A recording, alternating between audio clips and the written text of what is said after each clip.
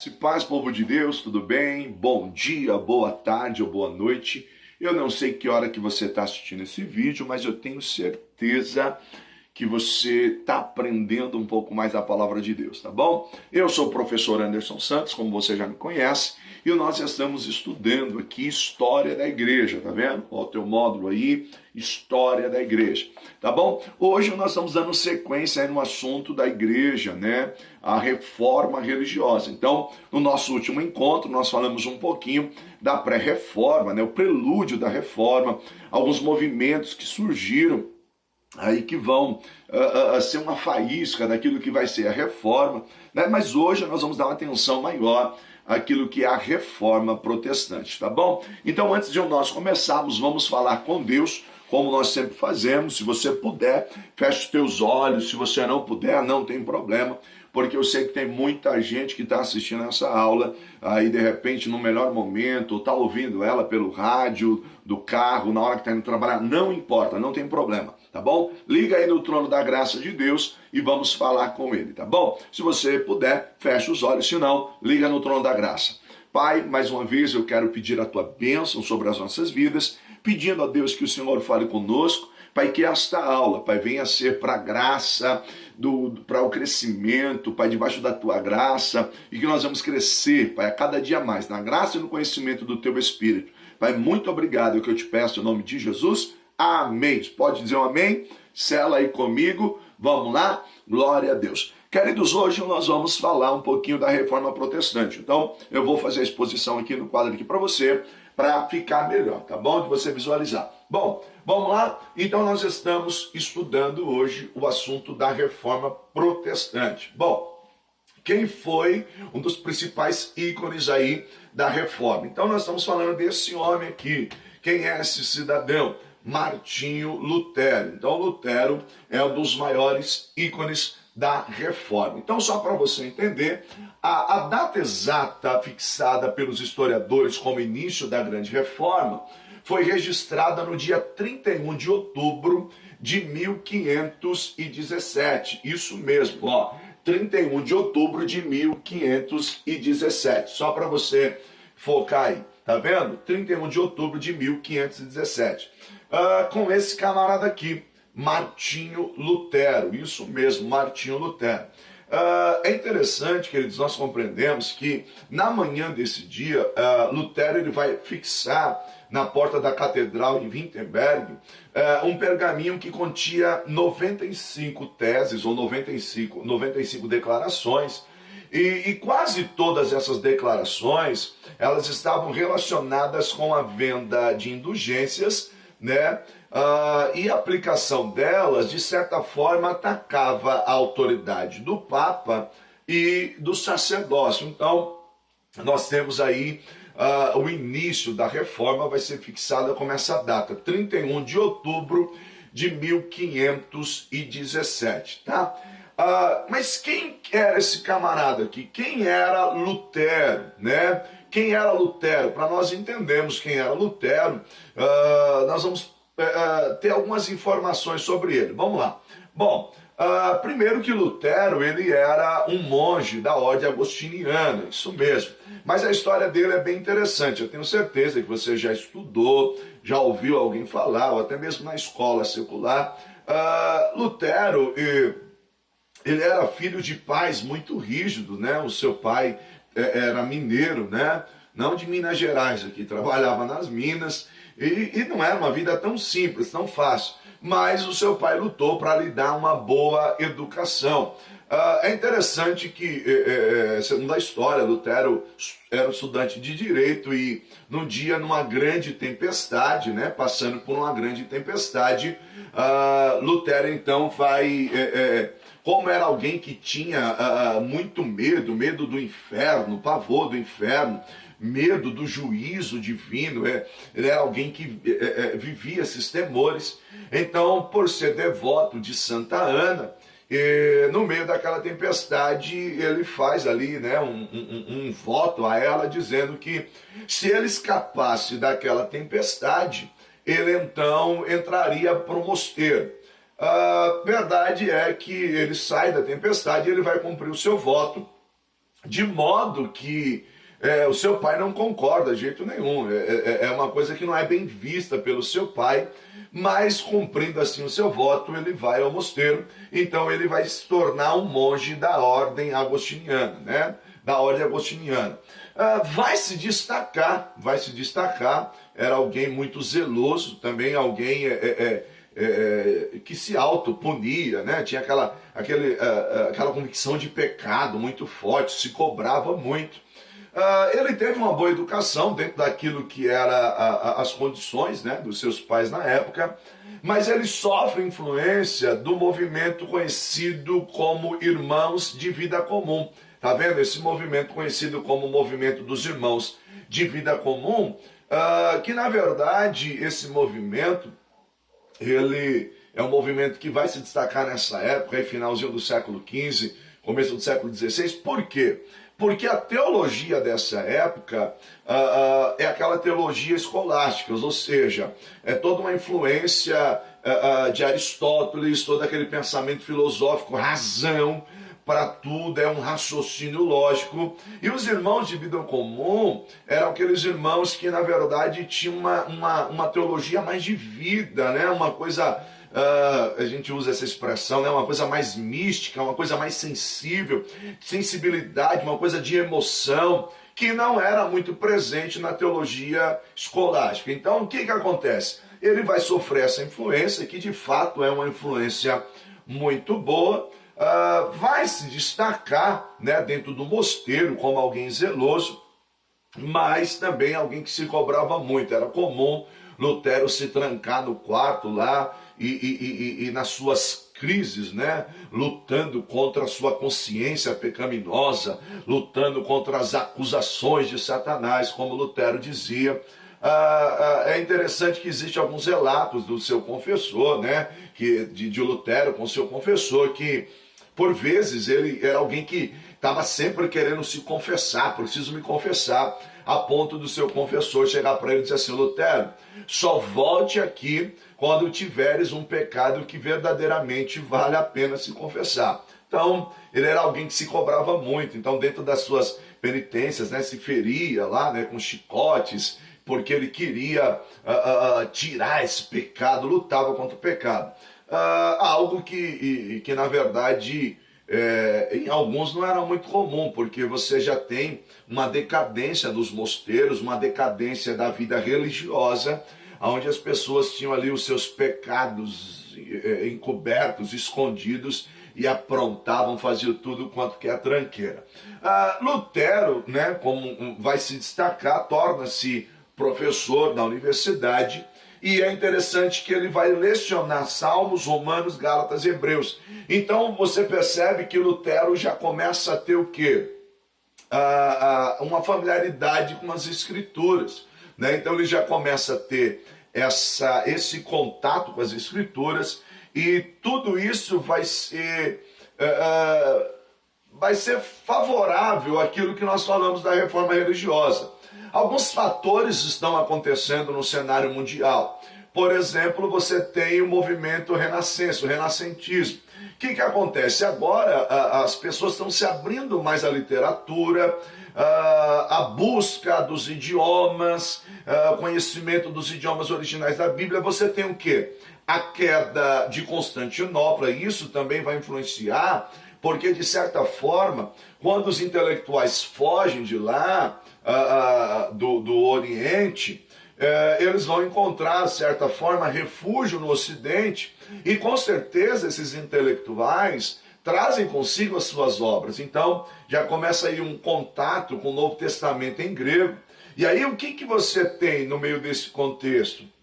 Você começa a ter algo interessante, porque quando você começa a olhar para as Escrituras, você percebe algo. O quê? Que o que se tem hoje da igreja, eu estou dizendo da época ali, a igreja que é constituída nesse padrão romano, não é a igreja de Cristo.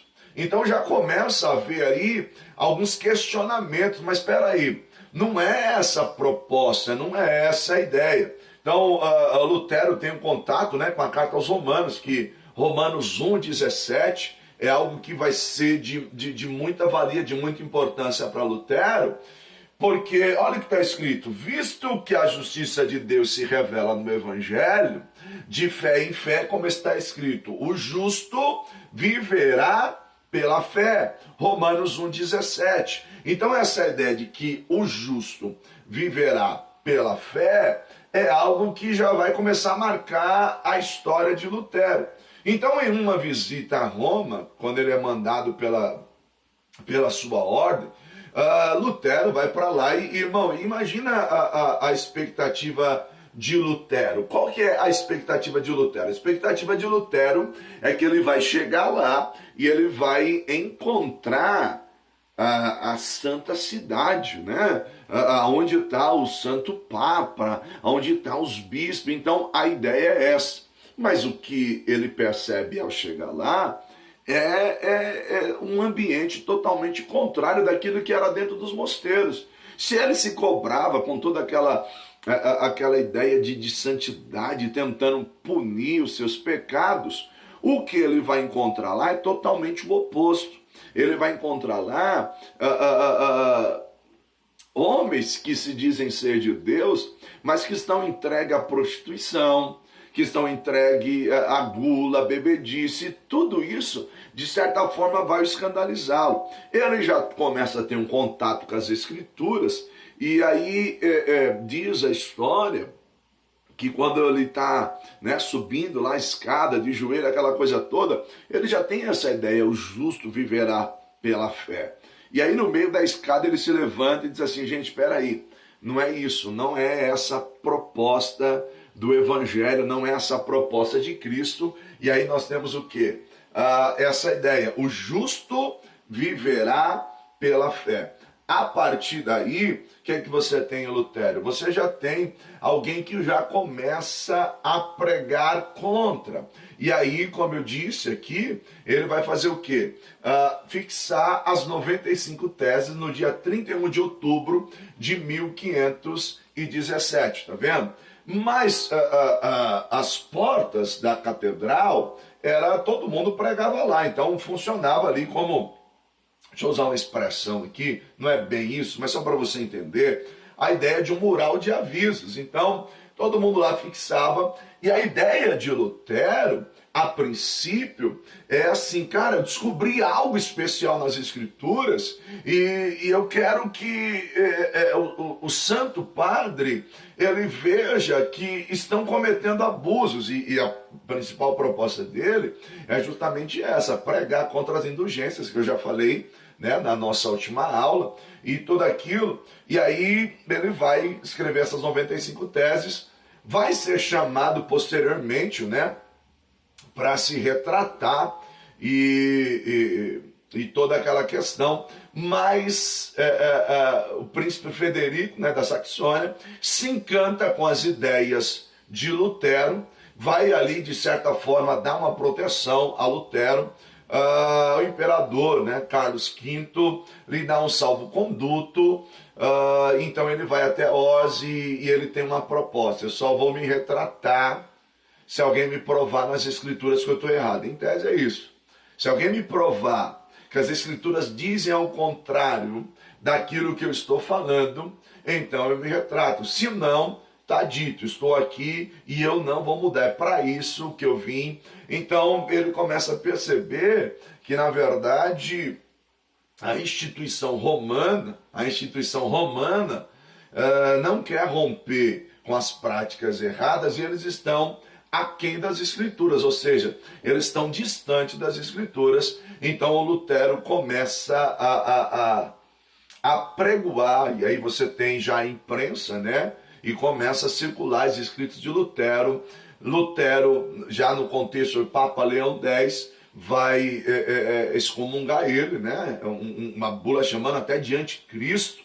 E, enfim, ele vai queimar a bula papal, ele queima a bula papal, e aí você já tem realmente essa cisão, esse rompimento, e vai desencadear um movimento que vai abalar o mundo inteiro da época.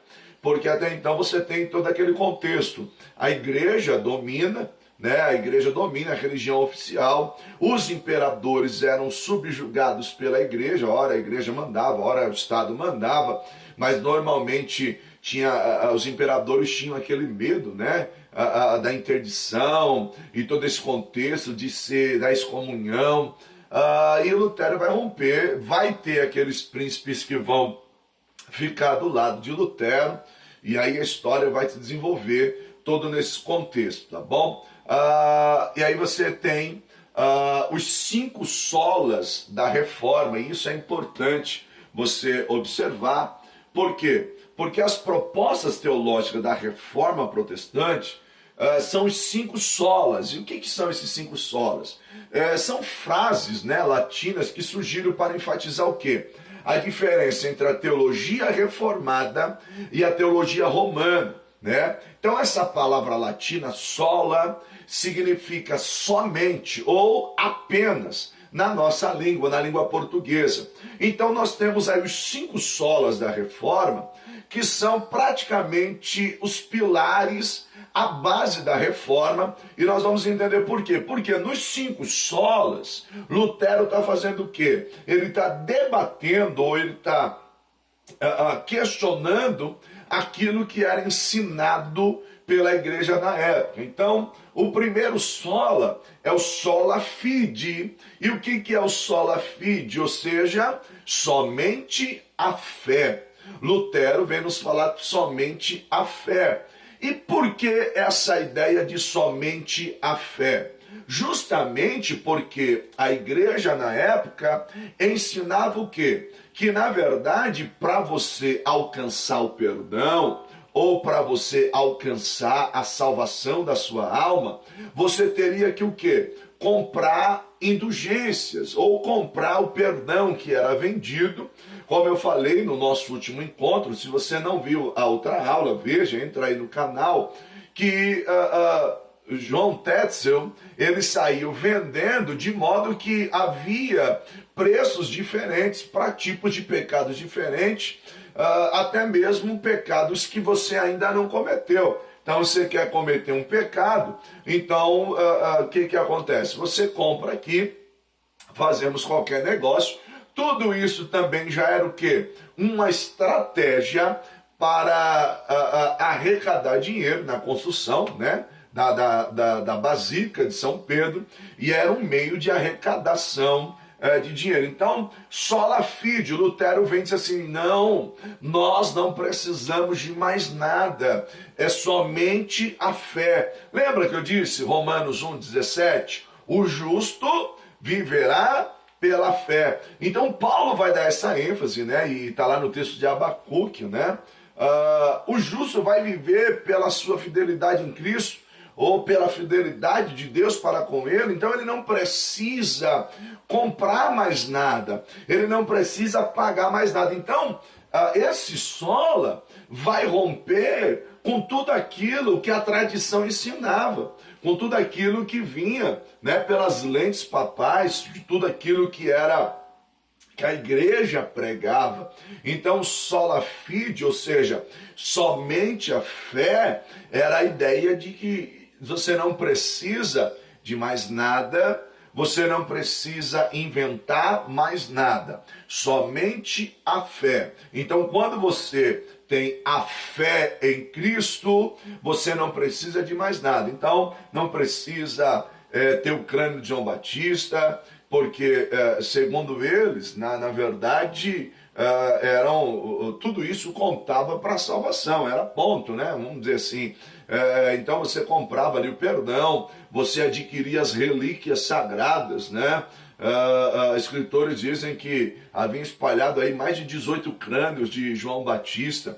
Eram essas ideias, pedaço da cruz de Cristo, o Santo Cálice e tantas coisas que a igreja criou para arrecadar bens, para arrecadar dinheiro do povo. Aí nós temos o segundo sola as escrituras, ou seja, somente as escrituras. Por quê?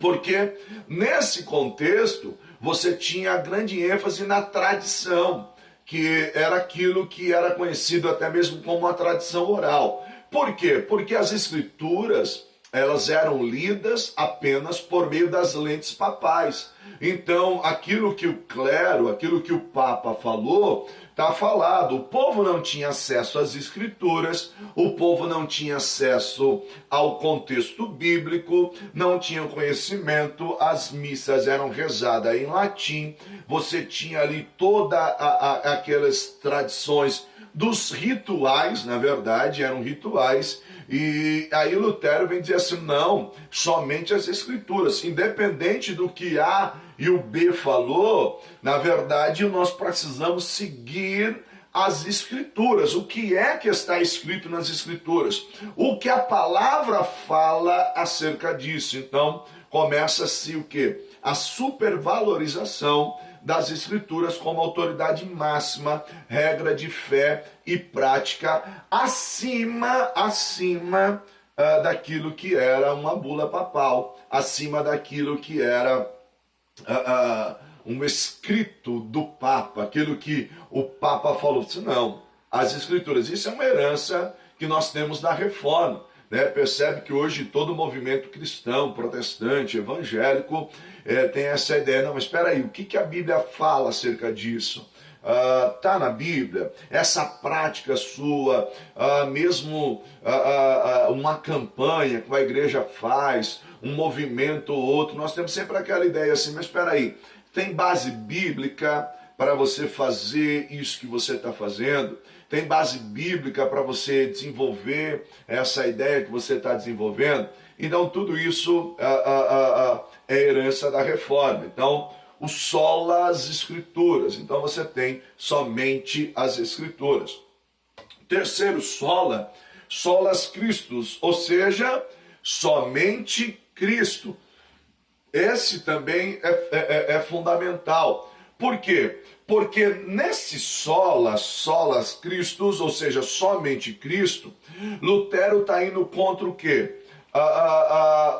Ele está apresentando o sacerdócio universal. Por quê? Porque você tinha a ideia de que o povo só se chegava a Deus por meio desse santo padre, ou santo papa, ou clero, sacerdócio que intervia diante dos homens, que representava os homens diante de Deus, porque eles eram sacerdócio, né, diante de Deus. E à luz do texto de Pedro, que nós somos sacerdócio real, nação santa, o povo adquiriu a ideia do sacerdócio universal, ou seja, somente Cristo, eu não preciso do homem.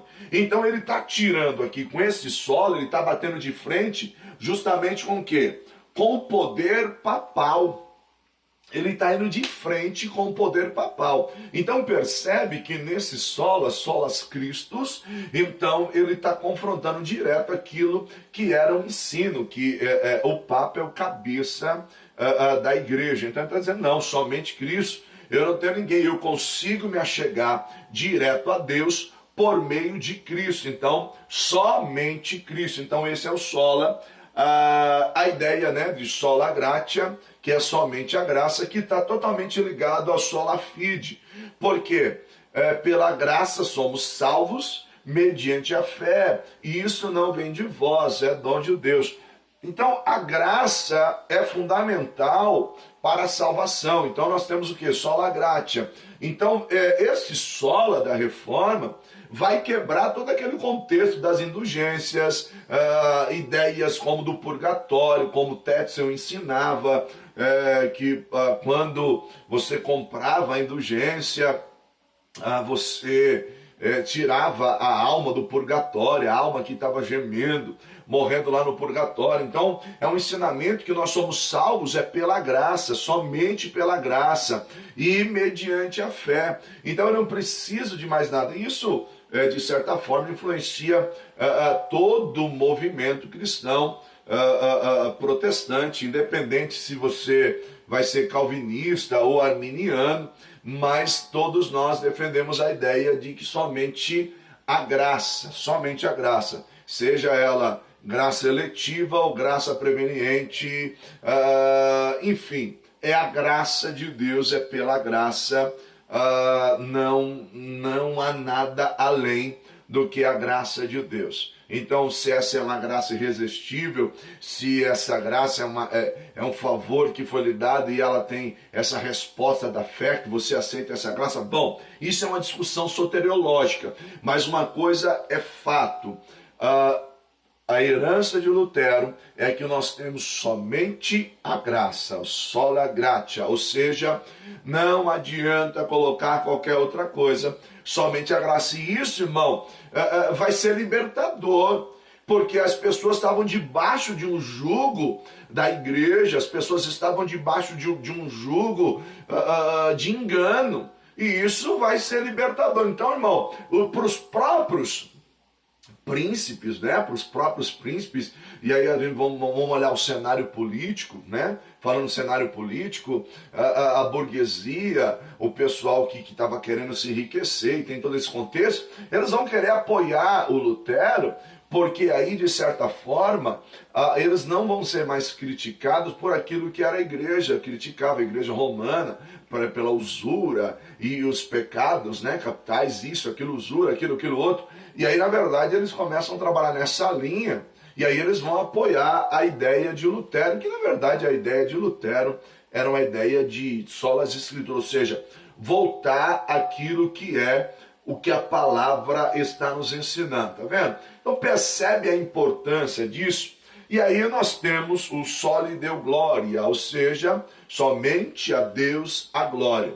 E aí ele está quebrando toda aquela ideia do culto às imagens, do culto à imagem que era instituído, que foi instituído pela igreja, o culto ao homem, né?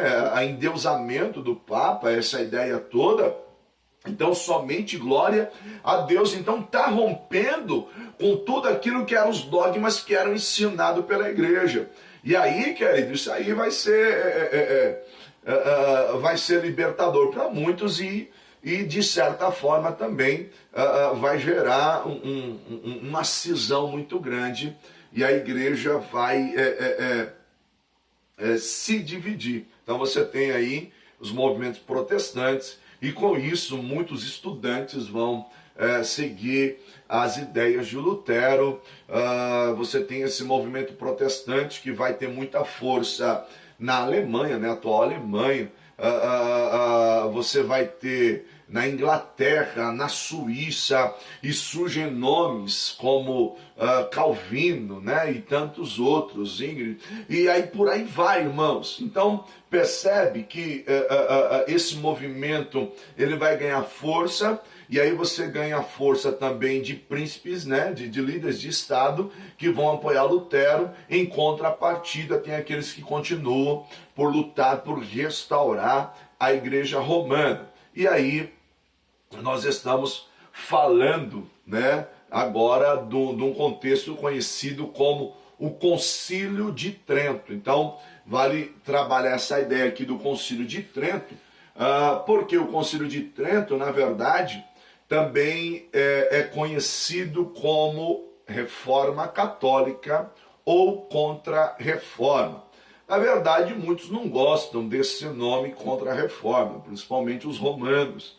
Eles não gostam dessa ideia da Contra-Reforma.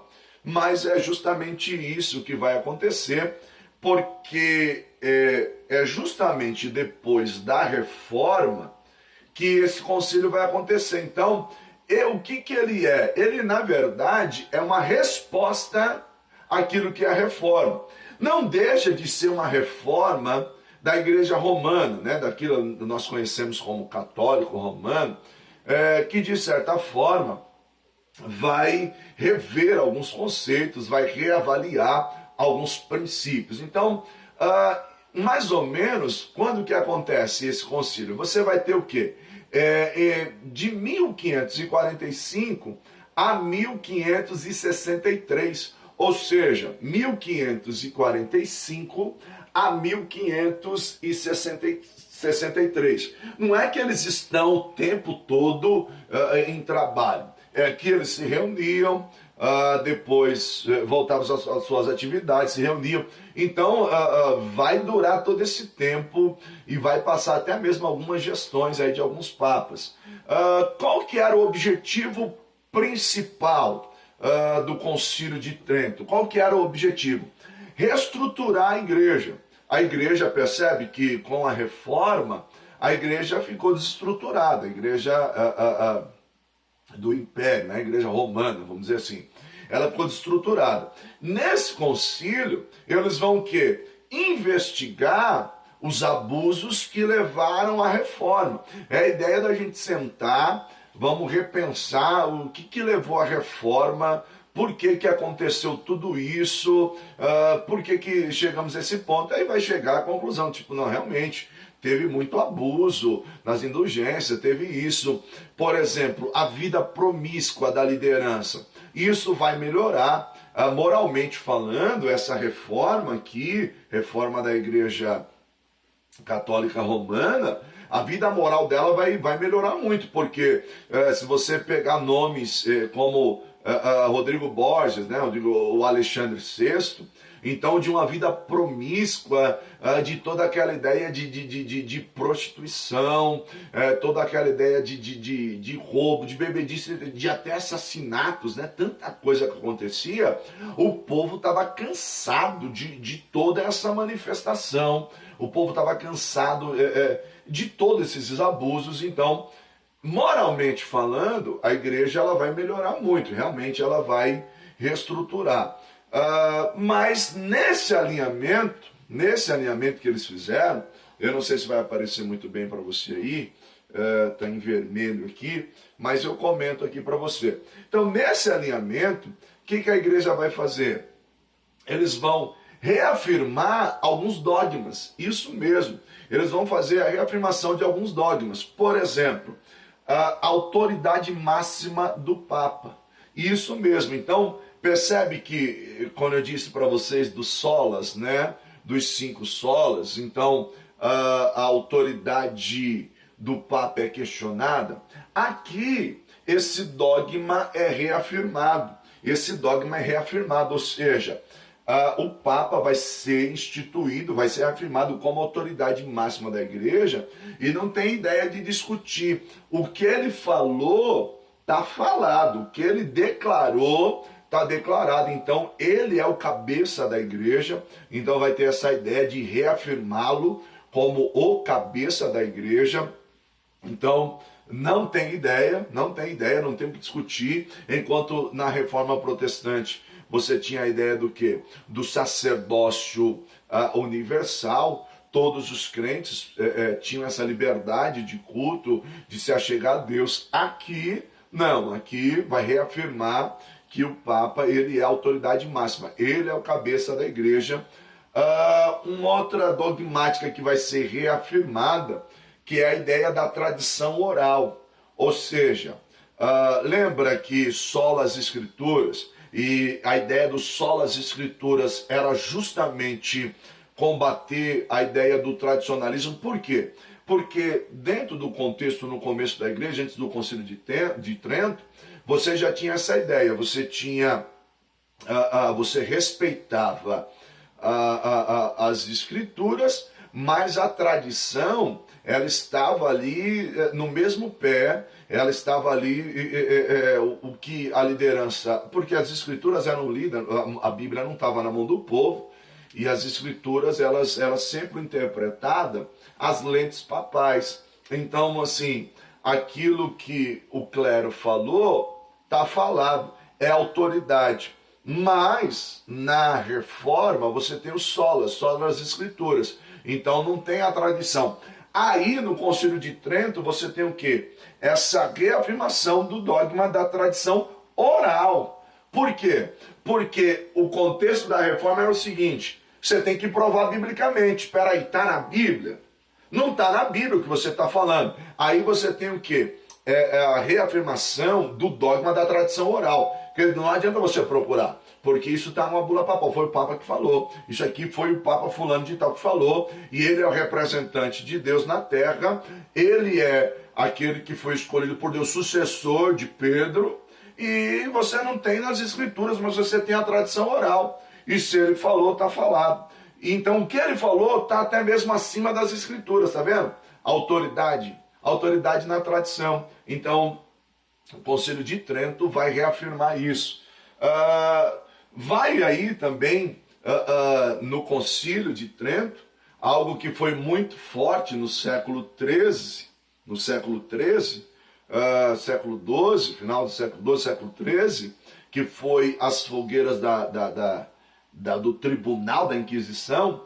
Agora, no Concílio de Trento, eles vão reacender as chamas do Tribunal da Santa Inquisição. Por quê? Porque você vai começar agora, em resposta à reforma, por isso que eu disse que é a contra-reforma. Em resposta à reforma, nós vamos reativar o Tribunal da Santa Inquisição, que vai perseguir os hereges.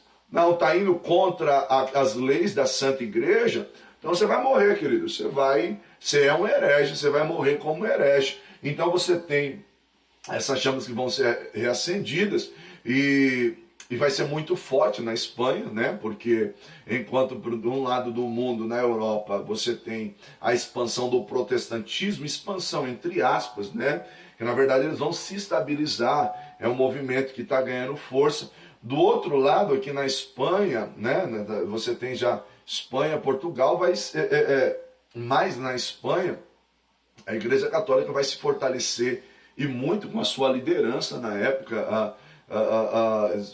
A expressão, eles são mais católicos do que o próprio Papa, e aí você tem as fogueiras, né, sendo acesa e a Inquisição perseguindo muita gente, e aqueles que são julgados pelo Tribunal da Santa Inquisição são condenados como hereges, vão para a fogueira. É nesse contexto que surge uma nova ordem, isso mesmo, uma nova ordem conhecida como a Companhia de Jesus, na verdade, os jesuítas. Então percebe o contexto histórico aqui?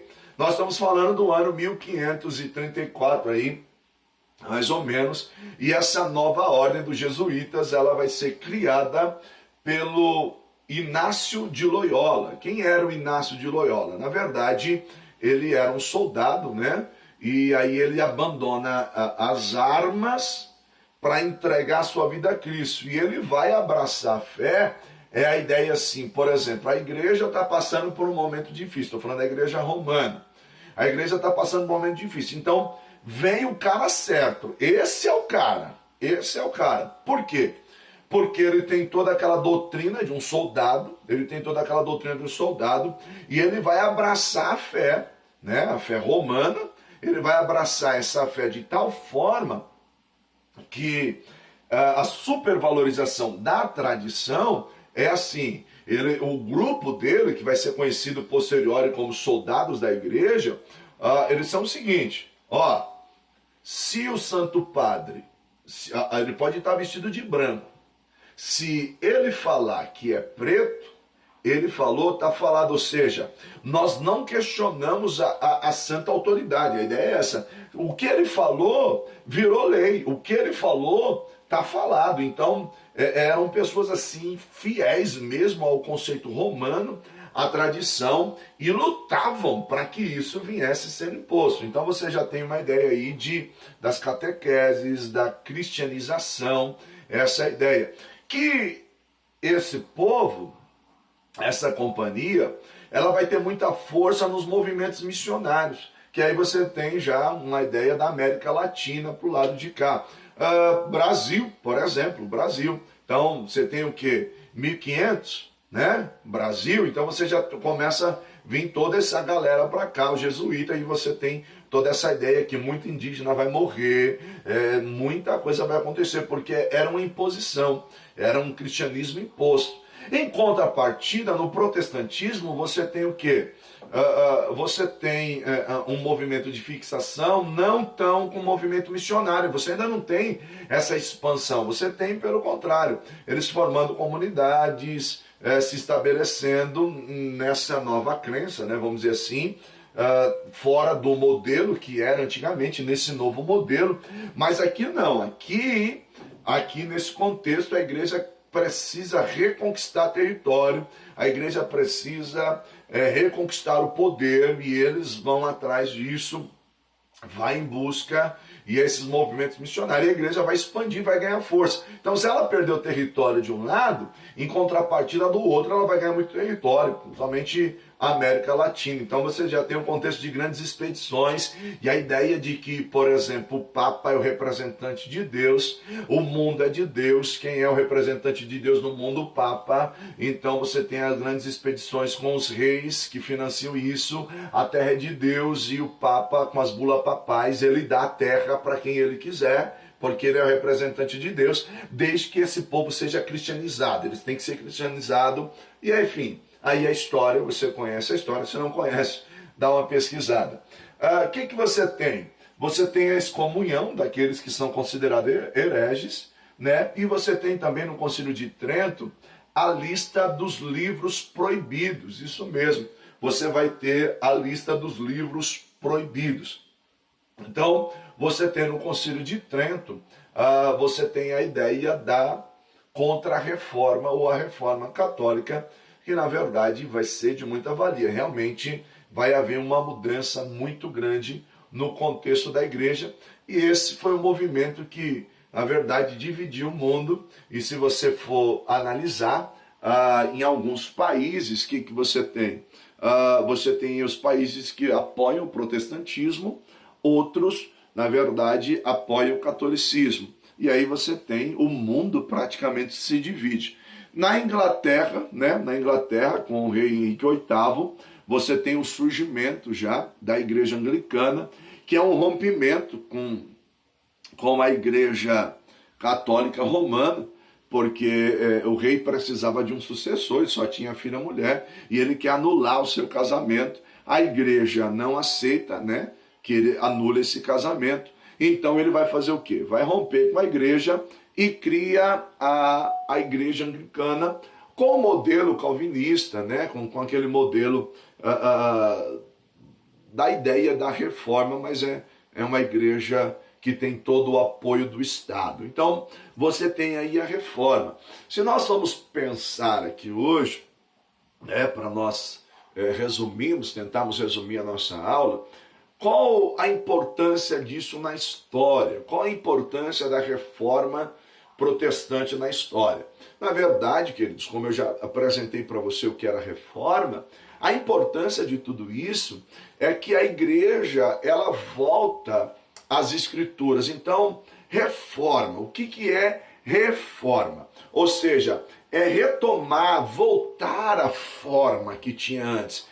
Qual era a forma da igreja de antes? Qual era a forma que a igreja tinha anteriormente? Era o padrão da igreja primitiva, o padrão da igreja apostólica, não romana, mas a igreja apostólica de Cristo.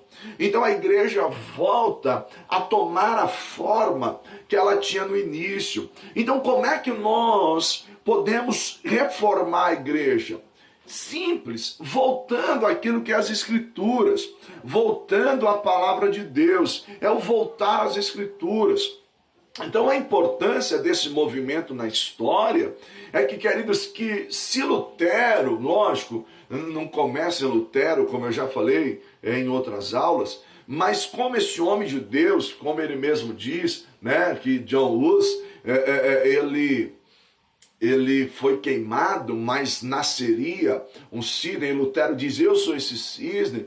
Esses homens que abraçaram a fé, abraçaram as escrituras, vão ser agentes de Deus para que a igreja, nós, nos voltemos às escrituras. Então, é importantíssimo. Por quê? Porque senão até hoje o povo viveria, na verdade, num jugo longe de Deus. Lutero, ele vai traduzir o Novo Testamento ali para o alemão, e a ideia de colocar a Bíblia na mão do povo, e você tem a imprensa, e agora o povo tem acesso às escrituras, o povo começa a conhecer a palavra, e aí quando o povo se volta para a palavra, eles olham e veem que uma tradição, de um padrão, de tudo aquilo que está sendo ensinado, está totalmente longe das escrituras. Então a ideia é o seguinte, voltemos às escrituras. Por isso a importância, né, da reforma na história. De que maneira isso influencia nós hoje? Irmão, muito.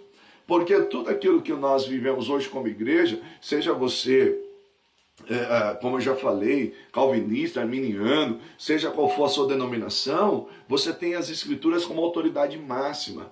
você tem as Escrituras, a fé em Cristo, a salvação pela graça. Então tudo isso influenciou-nos. Então o que nós precisamos, queridos? Tomarmos cuidado, porque hoje se fala de uma nova reforma, né? Talvez você já ouviu alguém falar de uma nova reforma. Nós precisamos de uma nova reforma. A igreja precisa de uma nova reforma.